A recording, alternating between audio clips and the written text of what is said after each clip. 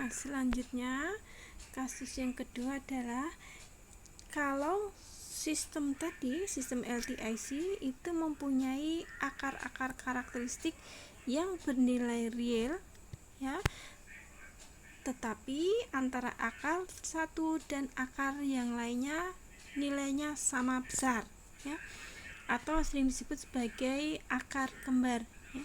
Kalau dalam bahasa Inggris istilahnya repeated roots, ya, jadi akar-akar yang berulang. Nah, untuk sistem dengan karakteristik akar seperti ini, dia akan mempunyai polinom karakteristik. Ini saya langsung saja, ya. Saya langsung ke polinom karakteristik. Q lambda sama dengan lambda dikurangi lambda 1 dikalikan lambda dikurangi lambda 1 dan seterusnya, ya. Jadi lambda satunya sama besar. Nah, sistem dengan akar-akar karakteristik akan bernilai sama, ya. Kalau sistemnya itu ordernya R, ya berarti ada sebanyak R akar, ya. Oke.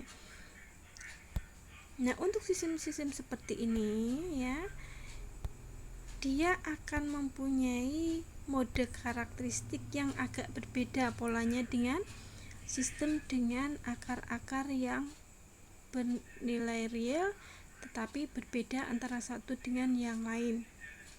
Nah, untuk sistem ini mode karakteristiknya adalah, ya, kalau misalkan ada dua akar, ya, yang akar yang mode karakteristik yang pertama E dipangkatkan lambda 1 dikalikan T, ya.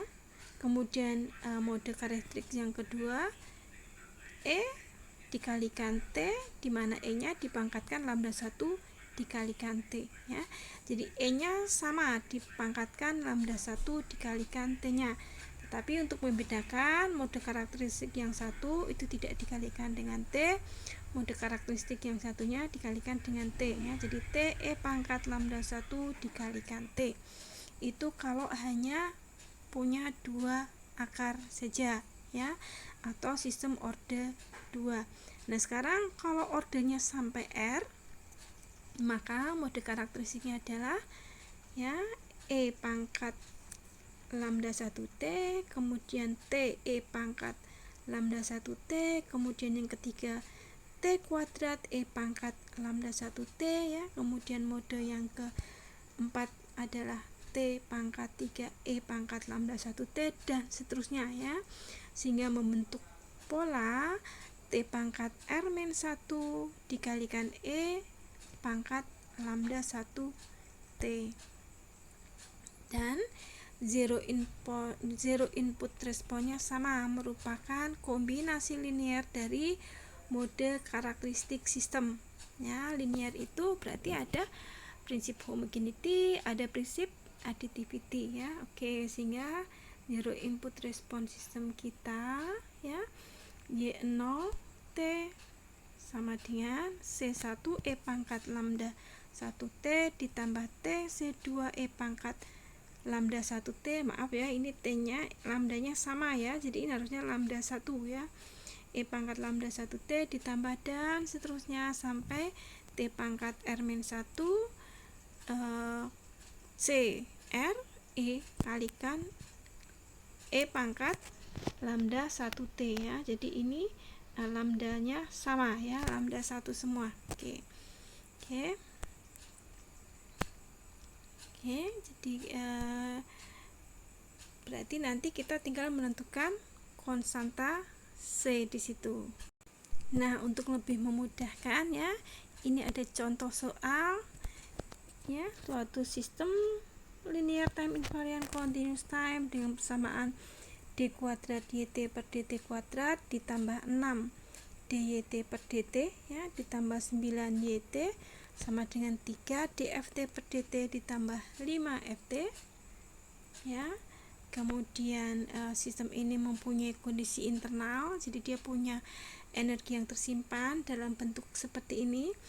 Jadi respon sistem saat T sama dengan 0 itu sama dengan 3, dan turunan pertama respon sistem saat T sama dengan 0 nilainya min 7, ya.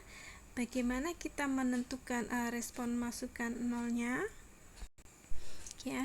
pertama-tama tentunya kita menetapkan dulu karakteristik polinomial sistem. Ya, karakteristik polinomial kita adalah lambda kuadrat ditambah 6 lambda sama dengan 9.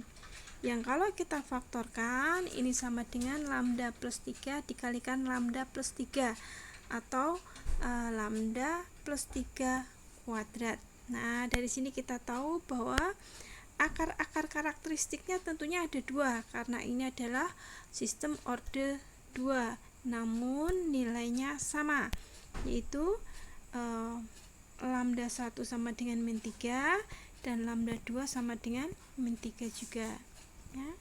Nah, untuk sistem ini ya, maka mode karakteristik sistem adalah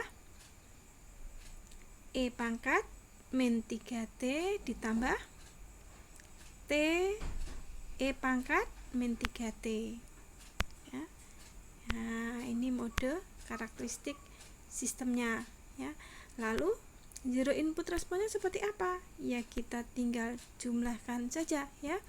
Jadi Y0T sama dengan C1 E pangkat min 3T ditambah T C2 E pangkat min 3T ya, atau kalau dituliskan secara ringkasnya seperti ini ya, Y0T sama dengan C1 ditambah C2T dikalikan E pangkat min 3T. Nah, kita akan mencari C1 dan C2 dengan menggunakan kondisi awal ya. Kita masukkan di situ kondisi awal yang pertama, Y0T saat T-nya 0 sama dengan 3. Ya, kita masukkan di sini ya.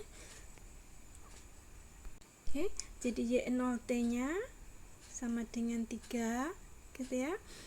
Kemudian C1 C2 C1 ditambah C2, kemudian T-nya berapa ya, karena ini adalah saat T sama dengan 0 ya, berarti T sama dengan 0 ya. Jadi C1 ditambah 0 ya, karena C2 dikalikan 0 kan tentunya 0 dikalikan E pangkat min 3T, T-nya 0 jadi E pangkat 0 ya. Semua bilangan dipangkatkan 0 sama dengan 1 ya, sehingga kita dapatkan 3 sama dengan C1 plus 0.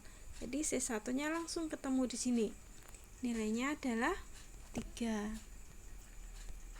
Nah, kemudian untuk persamaan yang kedua kita harus melakukan penurunan dulu ya, penurunan fungsi terlebih dahulu.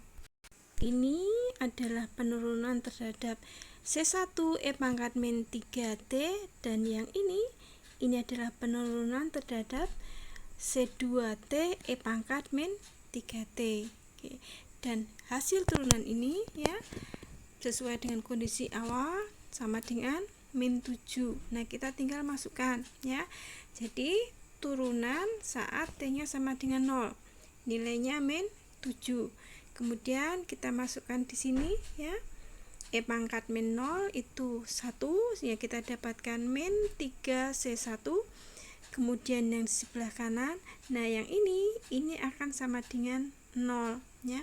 Kenapa? Karena ada perkalian dengan T ya.